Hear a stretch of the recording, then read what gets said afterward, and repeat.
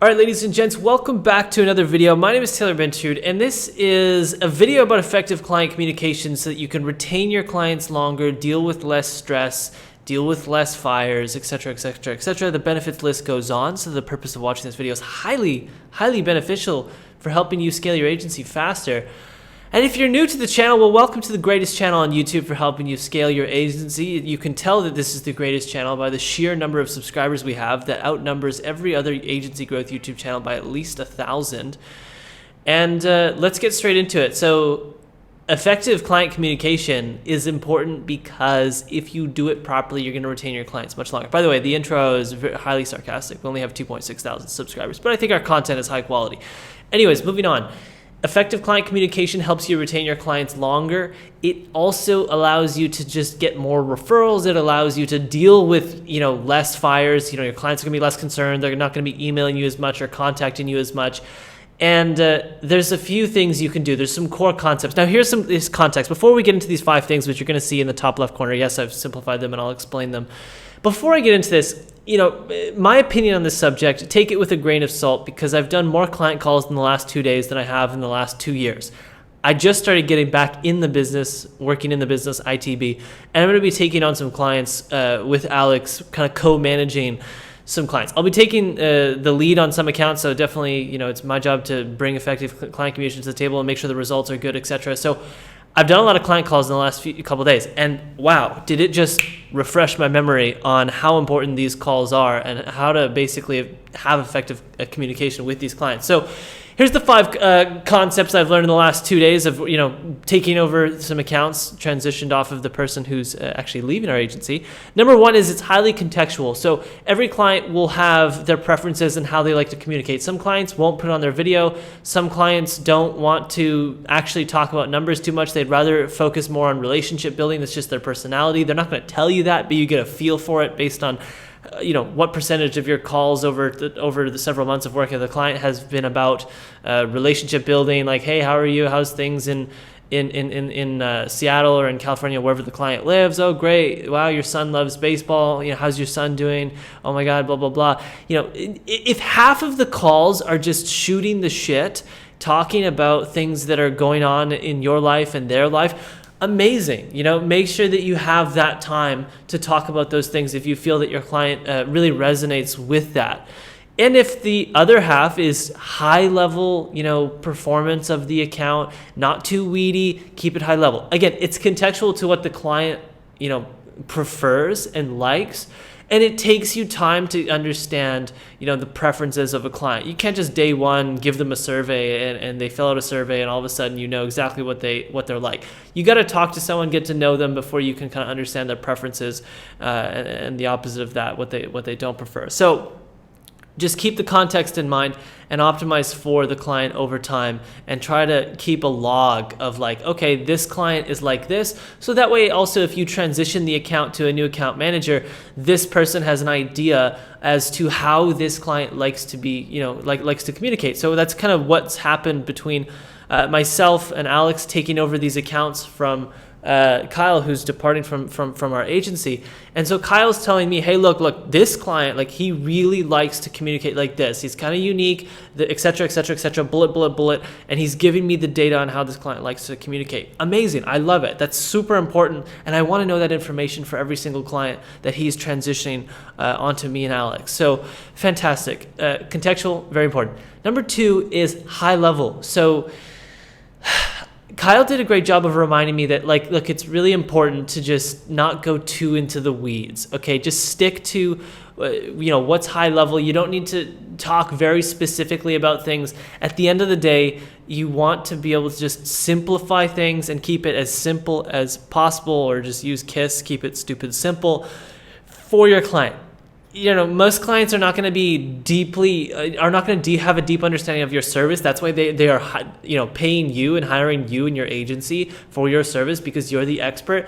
And it's also your job not to try to show off your industry knowledge by using all these crazy terms and confusing the hell out of the client. It's actually your job to just simply tell them the actual performance of what's going on in your account and how the service is doing. And if it's worth it for this client to continue paying you for your service, you should be very honest about that.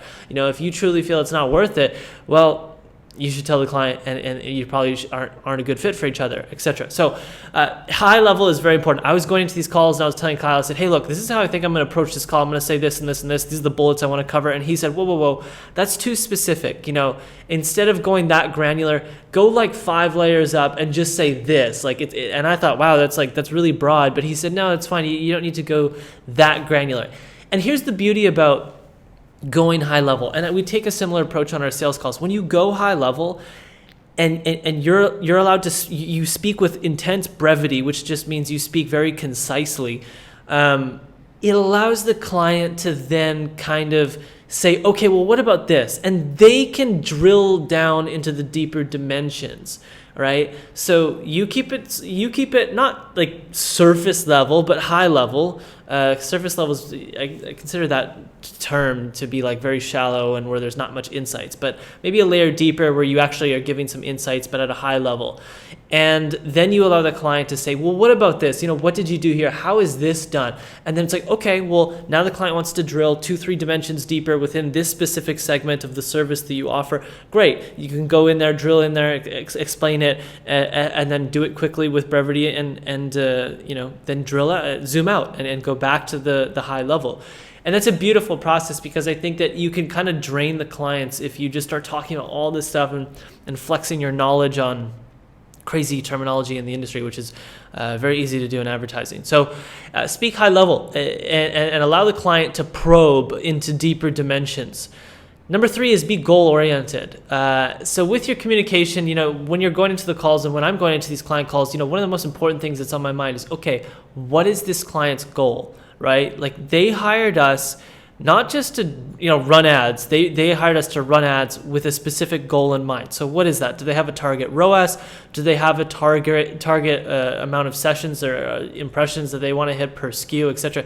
There's certain goals that they may have, and I want to make sure I know those goals. And I want to make sure to keep reminding the client on these calls with them and say, hey, I know our goal is this, etc., and we're doing this, this, and this, because the goals can change, and it's good to just constantly remind the client, hey, look, we're optimizing for this.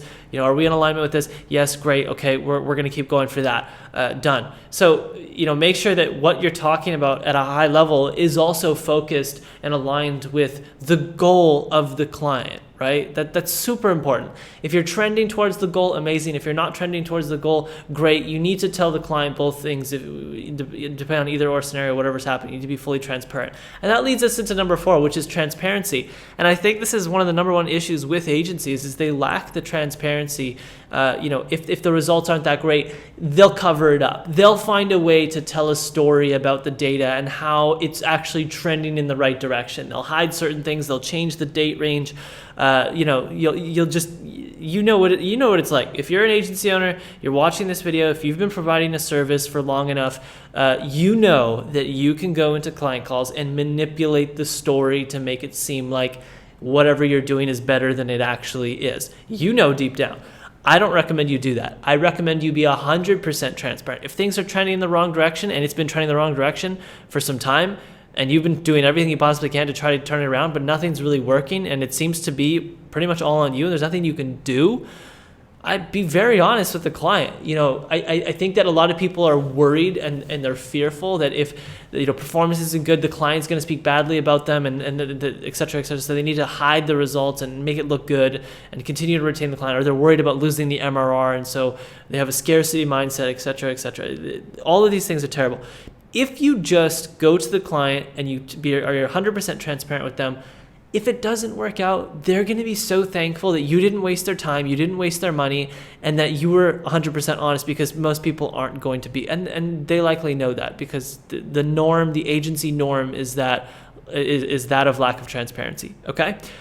Number 5 is consistency. And this is just, coming onto these calls with the 4 points above that we just discussed, and consistently hitting them over and over and over again, and being very consistent with your style of communication, your tonality, your mood, everything, and just trying to show up and show that not only is the performance of your service consistent, but the communication itself and how you communicate and the tonality that you can make it is also very consistent. So you as a person, you as an account executive talking to your client is also very consistent. And I think consistency in humans is valued. If you have a friend who is always there for you and they always pick up the phone, whenever you have a problem, they'll pick up the phone and they'll help you out with the issue, and they'll pick up on like the second ring. That's amazing. That's a great friend, and you'll value that. And what is it that you're valuing? It's consistency, right? So if you're averaging a 3-4 hour response time with your clients, keep that up. If you set the standard out the gate for a 3-4 hour response time, whatever it might be, keep that up. If your response time standards are 1 to 2 days or whatever it is, we'll be consistent with it. And if you start to improve it, well, then you might have to improve your standards as well. And if you start to slack off, expect there to be issues and expect your clients to be unhappy and because they'll feel neglected. So being consistent with your communication, these are really the 5 things that I've taken away as to be the core components and the core concepts of just effective client communication. And in doing so, like I said, the benefit is that you'll retain your clients longer, you'll deal with less fires, your clients will be happier, and just overall you'll have more time to work on your business and grow your agency. So ladies and gents, those are the 5 points from the greatest agency growth YouTube channel there is on the internet, and hopefully you enjoyed that. If you missed the post that I made not too long ago talking about the policy update, the terms of service update with YouTube, it was that YouTube now is allowed to run ads on every single video on YouTube, whereas before I had control as the owner of the channel to turn off ads so that this was an ad-free channel. This has been an ad-free channel for almost 3 years until recently where YouTube made this change. So if you're seeing ads now, it's not, I didn't just flick a switch and I'm not trying to monetize the channel. It's actually, this is just a natural thing, and now YouTube's allowing anyone to target our channel and run their ads on our channel. So anyways, there's nothing really I ask of you other than to hit the subscribe button. Ladies and gents, thank you so much for watching this. If you enjoyed this video, you had thoughts, please let me know in the comment section below. I do actually respond to all comments. And last but not least, if you liked this video, hit the thumbs up. If you hated it, hit the dislike button and unsubscribe and never come back, ever. It's your choice, free will. All right, much love, guys. See you in the next video. Ciao.